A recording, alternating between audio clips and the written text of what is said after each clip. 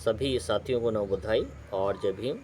मित्रों, आज हम चर्चा करेंगे एक छोटी सी कहानी के द्वारा।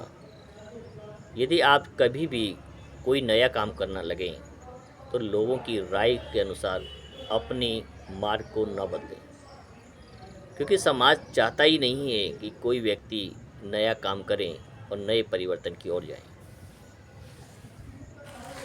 आप चाहे कितना भी अच्छा काम कर लें, लेकिन समाज उसमें कमियां खोज निकालेगा। और यदि आप समाज और दूसरे लोगों की राय पर चलेंगे तो कभी भी अपनी मंजिल तक नहीं पहुंच पाएंगे। एक छोटी सी कहानी के द्वारा हम इस बात को सिद्ध करने का प्रयास करेंगे।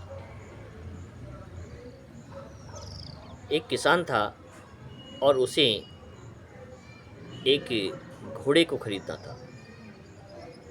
तो अपने छोटे से 10 साल के बेटे को लेकर पिता और पुत्र एक हाट में जाते हैं, मेले में जाते हैं और वहाँ एक सुंदर सा घोड़ा खरीद लेते हैं। और जब घोड़ा खरीद कर वापस लौट रहे होते हैं तो दोनों व्यक्ति उस घोड़े के गले में रस्सी बांधकर पैदल पैदल चल रहे होते हैं। तो एक गांव जब आता है तो गांव की चौपाल पर बैठे हुए लोग उन दोनों को देखकर हंसते हैं और कहते हैं कि कैसे मूर्ख लोग हैं, इतना महंगा घोड़ा खरीद के लाए हैं, इतना सुंदर घोड़ा है और उसके बावजूद पैदल ही चले जा रहे हैं, इनमें इतनी अक्ल भी नहीं है। जैसे ही गांव निकलता है उन दोनों को अपनी गलती का एहसास होता है और उस घोड़े के ऊपर पिता और पुत्र दोनों बैठ जाते हैं और चलना प्रारंभ करते हैं। जैसे ही अगला गांव आता है तो फिर एक नई चौपाल पर नए लोग देखकर उन्हें हंसते हैं और कहते हैं कि दोनों को शर्म नहीं आ रही हैं, क्या इस घोड़े की जान ही लेंगे कि दोनों के दोनों ही इस पर सवार हो गए हैं। जैसे ही गांव निकलता है तो उन्हें अपनी फिर गलती पर एहसास होता है और पिता नीचे उतर जाते हैं और बेटे को ऊपर बिठा देते हैं।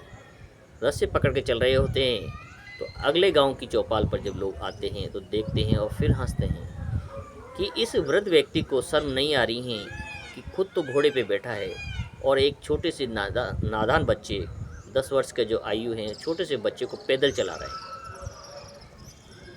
फिर उन्हें अपनी गलती का एहसास होता है और अपने निर्णय को बदलते हैं और अगले गांव जैसे ही निकलता है फिर अपने छोटे बेटे को ऊपर बिठा देते हैं, पुत्र को, और पिताश्री रस्से लेकर के आगे आगे चलते हैं। फिर एक नया गांव आता है और वहाँ के लोग फिर देख के हंसते हैं कि बच्चे को शर्म नहीं आ रही है, अभी तो इसका बचपन है और स्वयं बेटा है अपने वृद्ध पिता को पैदल चला रहा है। जब यही स्थिति चलती रहती है तो कुछ समय बाद फिर दोनों को अपनी गलती का एहसास होता है और ये तय करते हैं कि घोड़े के चारों पैरों को बांधते हैं और बीच में एक डंडा फंसाते हैं और दोनों अपने कंधे पर रख कर चलते हैं। थोड़ी ही दूर जाते हैं तो नदी को पार करना होता है।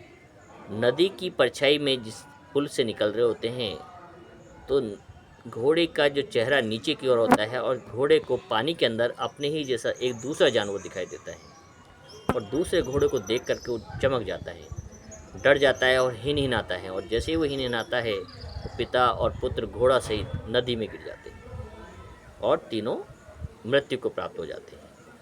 इस कहानी को कहने का और समझने का अर्थ यह है कि जब तक आप दूसरों की राय, चंदों की राय पर चलते रहेंगे, सलाहों पे चलते रहेंगे, आप कभी कामयाब नहीं हो सकते। इसलिए उस मार्ग को चुनें जिस मार्ग पर आप आसानी से सफल हो सकें और आपके लिए सुलभ हो।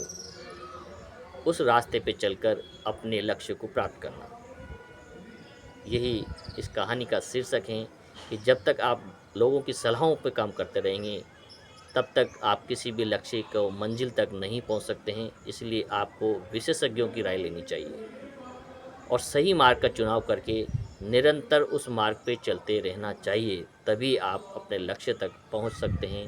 यदि लोगों की राय को सुनकर बार बार अपने निर्णय को बदलते रहेंगे, रास्तों को बदलते रहेंगे, तो आप कभी भी किसी भी लक्ष्य तक नहीं पहुंच पाएंगे।